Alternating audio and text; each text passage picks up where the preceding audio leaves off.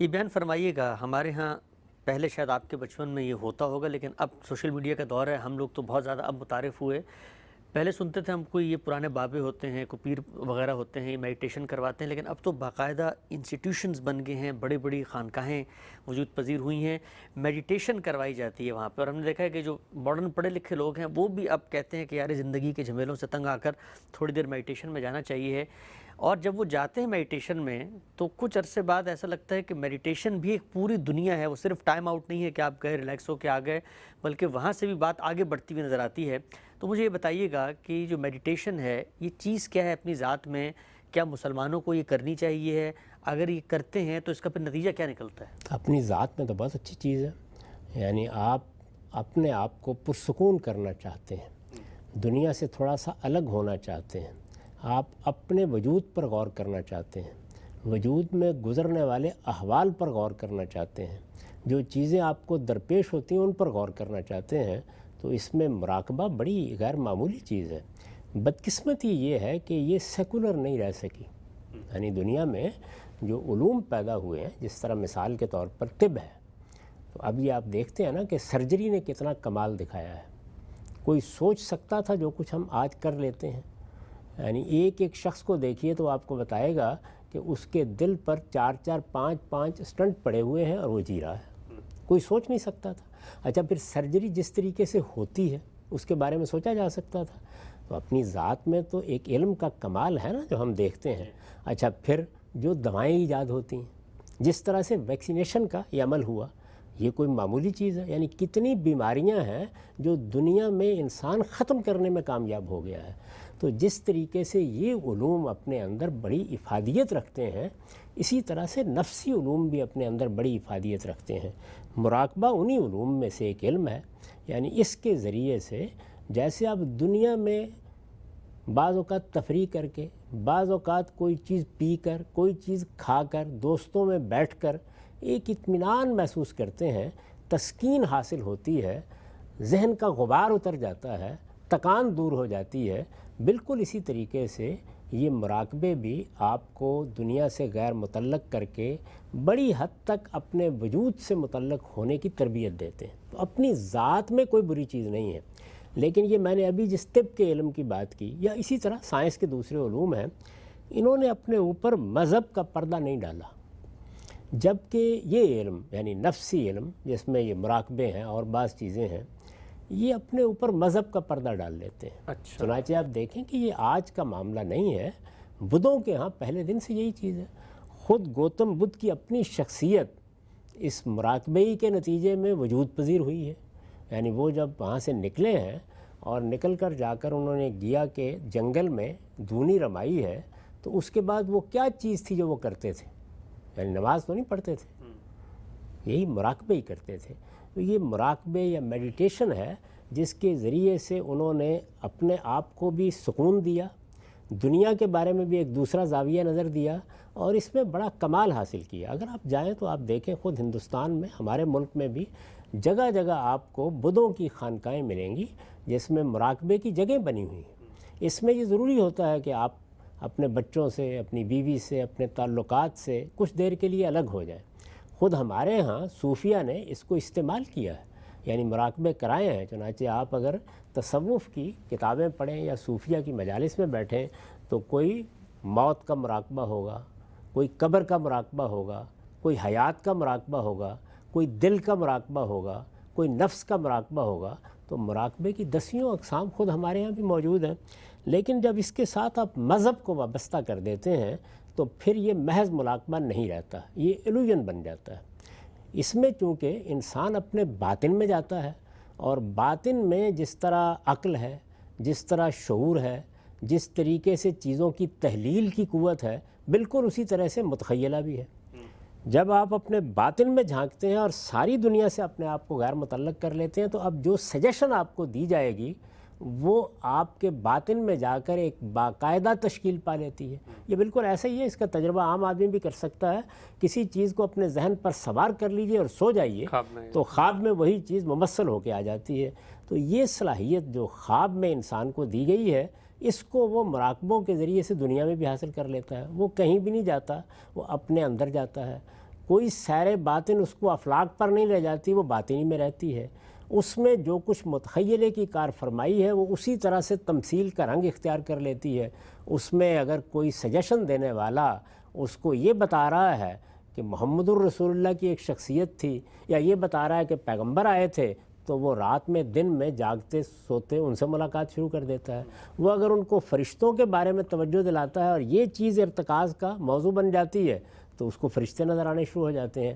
اسی طرح کا معاملہ اگر بدھ کریں گے، اگر ہندو کریں گے، تو ان کے بھی کچھ مذہبی تصورات ہیں، وہ اپنے مذہبی تصورات القاء کریں گے۔ اس کو کہتے ہیں توجہ دینا، سنا ہوگا آپ نے یہ۔ تو جب یہ توجہ دی جاتی ہے اور آپ بھی اس مراقبے کے لیے اپنے ذہن کو تیار کر لیتے ہیں، یعنی اس میں دونوں چیزوں کی ضرورت ہوتی ہے، وہ یہ کہ توجہ دینے والا توجہ دے اور آپ کی ذہنی تیاری ہو چکی ہو کہ آپ اس توجہ کو وصول کریں گے۔ بالکل وہی تعلق پیدا ہوتا ہے جو ہمارے گھروں میں پڑے ہوئے آلات کا پیدا ہو جاتا ہے۔ ظاہر بات ہے کہ مثال کے طور پر ہم اس وقت گفتگو کر رہے ہیں، تو یہ دنیا میں جب جا رہی ہے تو اس کو ریسیو کرنے یا اس کو وصول کرنے کے لیے کچھ آلات چاہیے۔ وہ آلات ہیں در حقیقت جو اس کو حاصل کرنے کی صلاحیت اپنے اندر رکھتے ہیں۔ یہی کام وہاں کرنا پڑتا ہے۔ جیسے ہی آپ کرتے ہیں تو پھر جو آپ کو توجہ دے رہا ہے وہ جو چیز آپ کے اندر القاء کرنا چاہے گا وہ القاء کر دے گا۔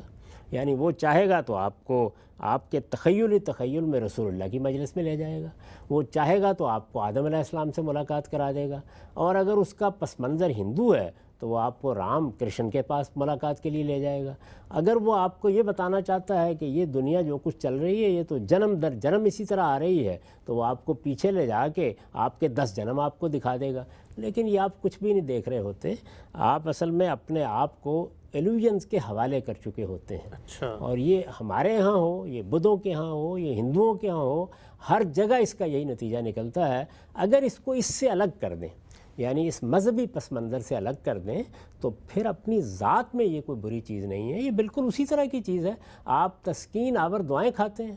ان سے کیا ہوتا ہے؟ اطمینان ہو جاتا ہے، سو جاتے ہیں۔ یعنی آپ کی طبیعت پر اگر کوئی برا اثر ہے، کوئی اضطراب ہے، بے چینی ہے، دور ہو جاتی ہے۔ یہی چیزیں اس سے بھی حاصل کی جا سکتی ہیں۔ یعنی جس طرح سے آپ ہومیوپیتھی کو دیکھیں تو بظاہر تو دعا ختم ہو جاتی ہے، یعنی اگر آپ غور کریں تو تینوں جو طب کے طریقے ہیں ان میں کیا تعلق ہے؟ یعنی آپ پرانی حکمت جس کو کہتے ہیں ہم، یا یونانی طب کہتے ہیں، اس کو دیکھیے تو وہاں دوا کیا ہے؟ خام صورت میں۔ یعنی آپ کے پاس اگر بنفشہ ہے تو آپ ایک ٹوکری بھر کے لے آئیں گے،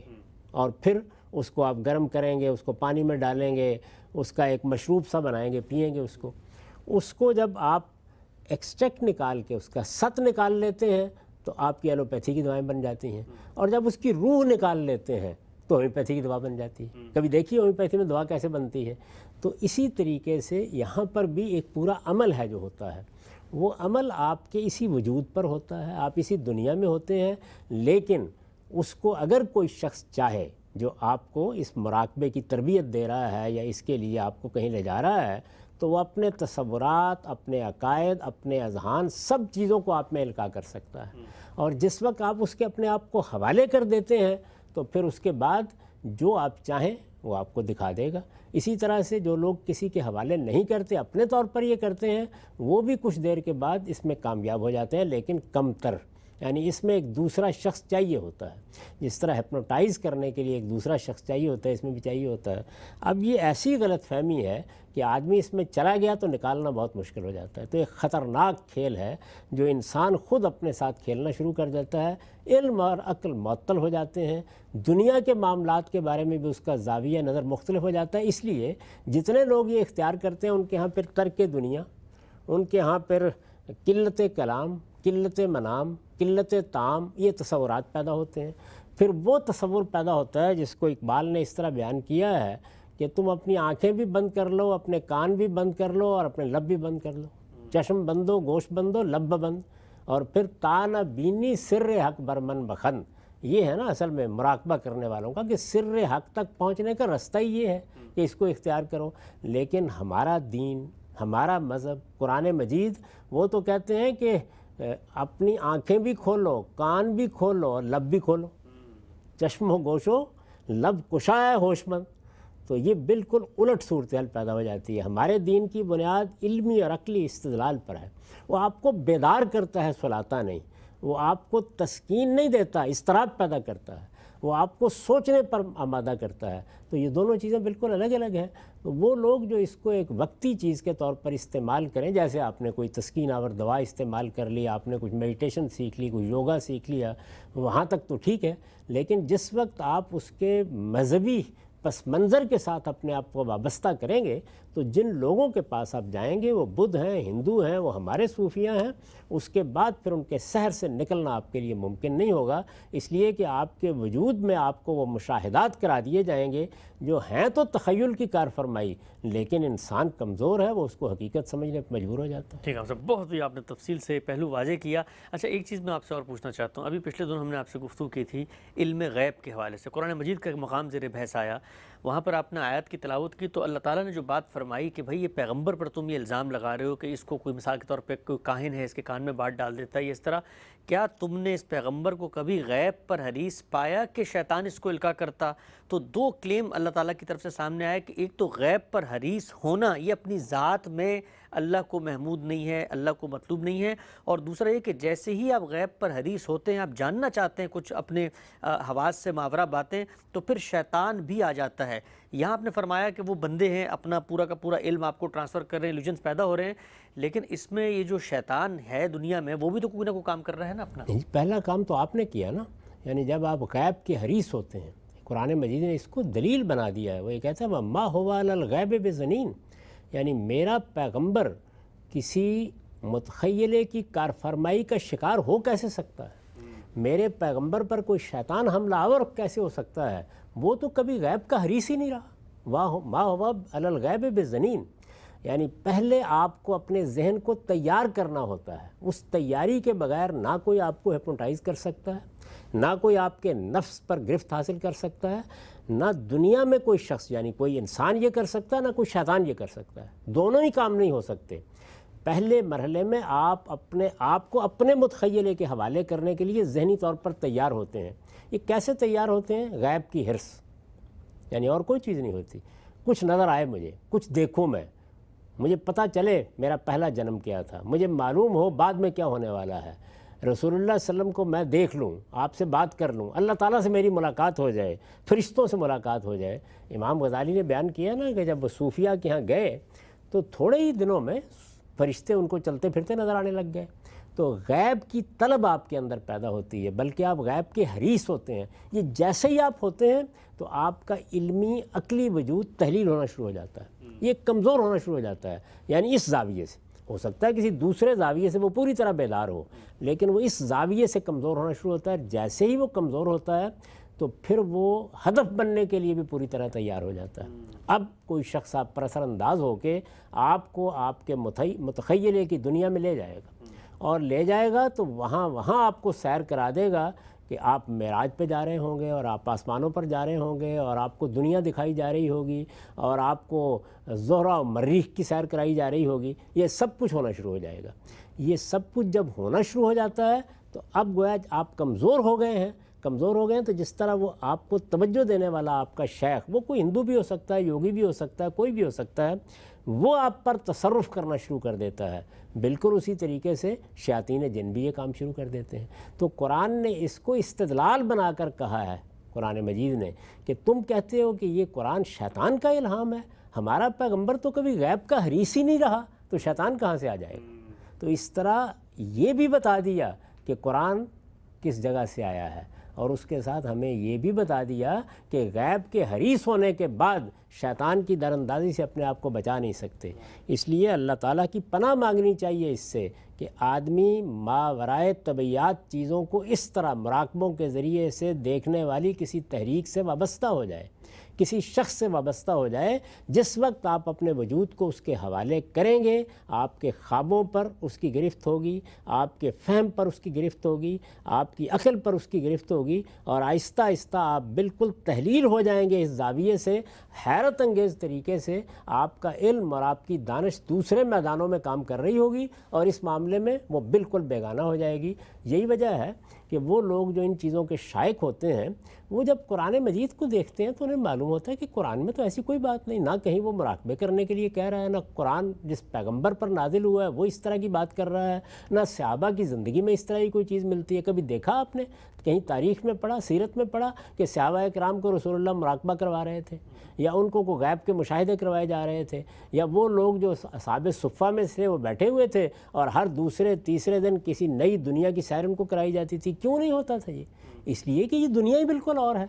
یعنی یہ مراقبوں کی دنیا نہیں ہے، یہ علم کی دنیا ہے، یہ عقل کی دنیا ہے، یہ حقائق کی دنیا ہے، یہ بن دیکھے کائنات کے حقائق کو ماننے کے جس امتحان میں ہم کو ڈالا گیا ہے یہ اس کی دنیا ہے۔ اسی وجہ سے پچھلے دنوں میری ملاقات ہوئی ایک صاحب سے، وہ آپ کے ہاں بڑی شہرت رکھتے ہیں، تو انہوں نے میرے سامنے یہ سوال کیا کہ میں مذہب سے یہ حاصل کرنا چاہتا ہوں، تو میں نے ان کی خدمت میں یہ عرض کیا کہ مذہب سے آپ کو کیسے یہ مل سکتا ہے؟ مذہب سے مراد اگر اسلام ہے، یعنی اگر تو صوفیانہ مذاہب مراد ہیں تو پھر ان کی طرف جائیے، لیکن اگر اسلام ہے تو اسلام تو اس متخیلے کی اسیر لوگوں کو قبول ہی کرنے کے لیے تیار نہیں ہے۔ وہ سب سے پہلے آپ سے یہ کہے گا کہ آپ یہ سب چیزیں جھاڑ پھینکیے اور اپنے آپ کو بیدار کریں، اپنی آنکھیں کھولیں، اپنا دماغ کھولیں، اور علم اور استدلال کے ساتھ جیسے سائنس ہوتی ہے اس طریقے سے اپنے مذہب کو بھی جانیں اور اس کے استدلال کو بھی جانیں۔ قرآن کا سارا استدلال سائنسی استدلال ہے، استنباطی استدلال ہے، یعنی آپ کو کائنات دکھائی جاتی ہے، آپ کا وجود دکھایا جاتا ہے، وہ کائنات نہیں جو آپ کے اندر کہیں پوشیدہ ہے، وہ گرد و پیش نہیں کہ جو آپ کسی مراقبے سے دریافت کرتے ہیں، یہ دنیا،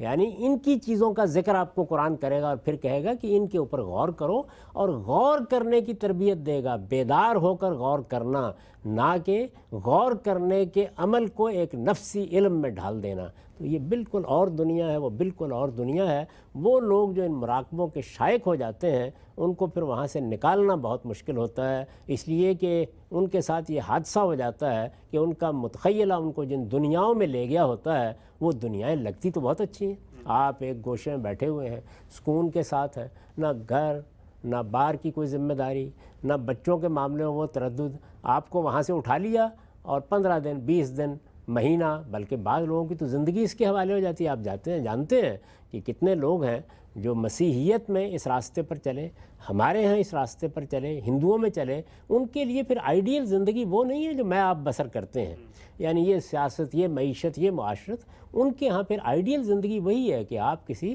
درخت کی کھو میں جا کے بیٹھ جائیے، آپ کسی پہاڑ کے غار میں جا کے بیٹھ جائیے، پھر غاروں کی دنیا ہی ان کی دنیا ہوتی ہے۔ اس لیے کہ جب تک آپ دنیا سے اپنے آپ کو اس درجے میں منقطع نہیں کر لیتے، آپ اپنے تخیل کی دنیاؤں کی سیر کے قابل ہو ہی نہیں سکتے۔ در حقیقت اگر آپ غور کریں تو یہ کچھ بھی نہیں ہے، یہ اپنے وجود کے ساتھ شاعری کرنا ہے، اور شاعری تو بہرحال شاعری ہوتی ہے، اس کا حقیقت سے کوئی تعلق نہیں۔ بڑی اہم آپ نے گفتگو فرمائی۔ آخری نقطہ ایک بیان کیجیے گا کہ ہم یہ دیکھتے ہیں اس وقت سوسائٹی میں زیادہ تر یہ جو مشق ہے یہ تو مذہبی لوگ کرا رہے، تو مسلمانوں کے ہیں بھی، مسیحیوں کے بھی، اور اسی طریقے سے بت مت اور ہندو جو لوگ ہیں وہ بھی یہی کروا رہے، تو ان کے پکشی اور ان کے جو مہاراج ہیں۔ یہ بتائیے گا کہ پھر ایک بندہ مومن کو اگر تو کوئی مثال کے طور پہ تھیراپی ہو رہی ہے، ایک سائیکیٹرسٹ ہے، سائیکالوجسٹ ہے، کوئی پوری میڈیکل سائنس کی ہاسپٹلائزیشن میں کوئی نظام ہے اس طریقے کا کہ بھئی آپ ڈیپ بریتھ کریں یا ٹائم آؤٹ لیں یا مثال کے طور پہ میڈیٹیشن کریں، اپنے آپ کو کمفرٹ میں لے کر آئیں، اگر یہ کام یہ لوگ نہیں کر رہے بلکہ وہ لوگ کر رہے ہیں، تو پھر تو ایک بندہ مومن کو اپنا دامن بچانا چاہیے اس گلی میں جانے سے، کیونکہ دین تو ہمیں یہ کہتا ہے کہ جو چیز خرابی کا باعث بن سکتی ہے اس کے قریب بھی مت جاؤ، اور یہ اللہ کی جو حدود ہیں ان سے آپ نے بچ کے رہنا ہے۔ تو پھر ہم کیا ایک عام مسلمان کو یہ کہیں گے کہ ان چیزوں سے دور رہیں؟ میرے نزدیک تو عام مسلمان اگر واقعی مسلمان ہے تو خود قریب جا کے محسوس کر لے گا، کیونکہ وہ سب سے پہلے اس سے مذہب چھڑوائیں گے۔ چھڑوانے کا مطلب یہ نہیں ہے کہ اسے کہیں گے کہ تم مسلمان نہ رہو، سب سے پہلے اس کو نماز سے، روزے سے غیر متعلق کریں گے، اس کے اندر عبادات کے دائیات ختم کریں گے، اس کو گرد و پیش کے معاملات سے بے تعلق کریں گے۔ جو مذہبی لوگوں کے پاس جاتے ہیں، خواہ وہ بدھ ہوں یا یوگی ہوں یا ہندو ہوں یا کوئی بھی ہوں، ان کو لازماً ان مراحل سے گزرنا پڑتا ہے، یہ اس کی قیمت ہے۔ ہمارے ہاں بھی جن لوگوں کو اس سے اشتغال ہوا، یہ آپ کو یاد رکھنا چاہیے کہ سب سے پہلے ان کو یہ تعلیم دی جاتی ہے کہ علم و بس کریں ہو یار، یعنی اگر علم موجود ہے تو علم تو رکاوٹ بنے گا نا، علم سوال کرے گا۔ اور یہ کہا جاتا ہے کہ علم کیا چیز ہے، یہ تو العلم و حجاب اکبر، یہ سب سے بڑا حجاب ہے جو آپ نے اوپر ڈال لیا ہے۔ تو علم کا حجاب اٹھائیں گے عقل کو معطل کریں گے، استدلال سے گریز کر کے زندگی بسر کرنے کے لیے تیار ہوں گے، وہ آپ کو قبول ہی اس صورت میں کریں گے۔ تو اس لیے بعض اوقات ایسا ہوتا ہے کہ خود ہم سے غلطی ہو جاتی ہے کہ کسی شخص نے اگر پوچھا اور ہم نے کہا کہ بھائی مراقبہ ہی ہے، کر لو، اپنی ذات میں تو مراقبے میں کوئی مسئلہ نہیں ہے اگر وہ سیکولر طریقے سے ہو، اور یہ اعتماد ہوتا ہے کہ اگر ایک آدمی عالم ہے، دین کو سمجھتا ہے، ساری چیزوں سے واقف ہے، تو وہ خود اس راستے سے واپس آ جائے گا اگر کوئی معاملہ غلط ہوگا۔ لیکن اس کے معاملے میں بھی غلطی ہو سکتی ہے، خود ہمارے ہاں بہت سے لوگ ہیں، اور میں آپ سے یہ عرض کروں کہ جب یہ ہمارے پاس آئیں گے، یعنی مسلمانوں کے اندر اس طرح کے لوگ پیدا ہو جائیں گے، تو وہ مذہبی چیزوں کو ساتھ وابستہ رکھیں گے، یعنی ان کے ہاں نماز روزہ یہ چیزیں موجود رہیں گی، وہ ان کے ہوتے ہوئے آپ کے اندر یہ صلاحیت پیدا کر دیں گے۔ جب آپ دوسروں کے پاس جائیں گے تو وہ ظاہر ہے کہ آپ کو دوسری دنیا میں لے جائیں گے۔ تو میں تو یہ توقع کرتا ہوں کہ یہ علم ہے، اس میں کوئی شک نہیں، اور بڑا اچھا علم ہے اور اس کے اپنے کچھ فوائد ہیں، لیکن اے کاش اس علم کو بھی اسی علم کے طریقے پر پڑھنے، پڑھانے، سکھانے والے لوگ پیدا ہوں۔ جب اس کے ساتھ مذہبی تصورات وابستہ ہو جاتے ہیں، مذہبی تصورات یعنی وہ صوفیانہ مذہبی تصورات، خواہ وہ ہندو مت میں ہوں یا بدھ مت میں ہوں یا کسی اور جگہ، میں ان کا نام اس لیے لے رہا ہوں کہ ان لوگوں کے ہاں اس کو بڑے کمال تک پہنچایا گیا ہے، یعنی یہ علم جس کمال تک ان مذاہب میں پہنچا ہے کہیں نہیں پہنچا۔ اسی لیے میں ہمیشہ مذاہب کی تقسیم کی طرف توجہ دلاتا ہوں کہ ابراہیمی مذاہب الہامی مذاہب ہیں، یہاں اللہ تعالیٰ نے انتخاب کیا ہے، یہاں کوئی غیب کا حریث نہیں تھا، نہ موسیٰ، نہ عیسیٰ، نہ محمد صلی اللہ علیہ وسلم، یعنی یہ ہمارے جو پیغمبر ہیں ان میں سے کسی نے بھی کبھی اپنے آپ کو اس راستے پر نہیں ڈالا۔ اگر آپ سیدنا موسیٰ کے بارے میں دیکھیں، یعنی ایک جگہ بکریاں چراتے ہیں، وہاں رہتے ہیں، ایک حادثہ پیش آیا تھا، ان کو وطن چھوڑنا پڑا، وہاں جا کے وہ شادی کر کے 8 سال کے لیے گویا ایک طرح سے ملازمت میں چلے گئے۔ اس کے بعد انہوں نے سوچا میں اپنے وطن واپس جا رہا ہوں، نہ کوئی مراقبہ کیا، نہ کہیں بیٹھے، راستے میں ہیں، اندھیری رات ہے، یک بیک اللہ تعالیٰ انتخاب کر لیتا ہے، قرآن میں اس کی تصویر دیکھ لیجئے۔ تو ہمارے ہاں اس کا کوئی تصوری سرے سے موجود نہیں ہے مذہبی پہلو سے، لیکن ظاہر ہے کہ مذہبی پہلو سے تو ہمارے ہاں دواؤں کا بھی کوئی تصور نہیں ہے، وہ بھی ایک انسانی علم ہے اور اس سے بہت فائدہ حاصل ہوتے ہیں۔ تو نفسی علم بھی بطور علم کوئی غلط چیز نہیں ہے، لیکن جب آپ اس کے ساتھ مذہب اور اپنے مذہبی تصورات اس کو وابستہ کرتے ہیں تو بس پھر اپنے آپ کو شیطان کے حوالے کر دیتے ہیں، پھر نکلنا آسان کام نہیں ہوتا۔ ٹھیک ہے سر، بڑی ہی تفصیل سے گفتگو ہوئی میڈیٹیشن اور مراقبے کے حوالے سے، کیا اس میں نقائص ہیں اور کیسے انسان اپنی ایمان سے بھی ہاتھ دھونے کے در پہ ہو جاتا ہے۔